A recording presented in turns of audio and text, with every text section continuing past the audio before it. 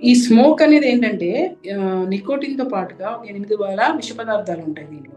So, నేను కొంచెమే smoke చేస్తాను కదా అనుకుంటే విత్ ఈచ్ పఫ్ 8000 పాయిజన్స్ మన బ్రీతింగ్ ట్యూబ్స్‌ని, లంగ్స్‌ని డ్యామేజ్ చేస్తూ ఉంటాయన్నమాట. సో, దీనివల్ల ఏమవుతుంది ఇందులో మనకి toilet cleaner, nail polish remover, wall paints వీటిల్లో వాడే పదార్థాలన్నీ కూడా సిగరెట్‌లో, స్మోక్‌లో ఉంటాయన్నమాట. సో, ఫస్ట్ మనకిది ఇమ్యూనిటీని తగ్గించేస్తుంది. రెస్పిరేటరీ ట్రాక్ట్ ఇమ్యూనిటీని. సో, మాటి మాటికి జలుబులు, దగ్గులు రావడంతో స్టార్ట్ అవుతుంది. Viral infections, bacterial infections more ఫ్రీక్వెంట్‌గా వస్తాయి. ఇమ్యూనిటీ తగ్గుతుంది కాబట్టి. ఆ తర్వాత చిన్నగా బ్రాంకైటిస్ స్టార్ట్ అవుతుంది. అక్యూట్ బ్రాంకైటిస్ అది క్రానిక్ బ్రాంకైటిస్ సీఓపీడీలోకి దిగుతుంది.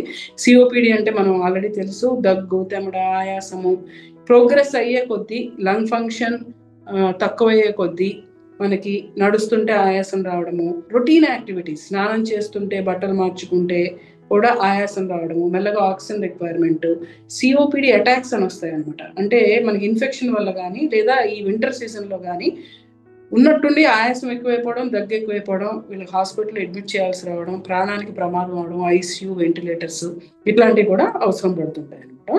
And another important reason lung cancer. 80-95% of the times lung cancer అనేది స్మోకింగ్ వల్లే వస్తుంది. సో ఇంతే కాకుండా దీని నుంచి బాడీ మీద కూడా రకరకాల దుష్ప్రభావాలు ఉంటాయి.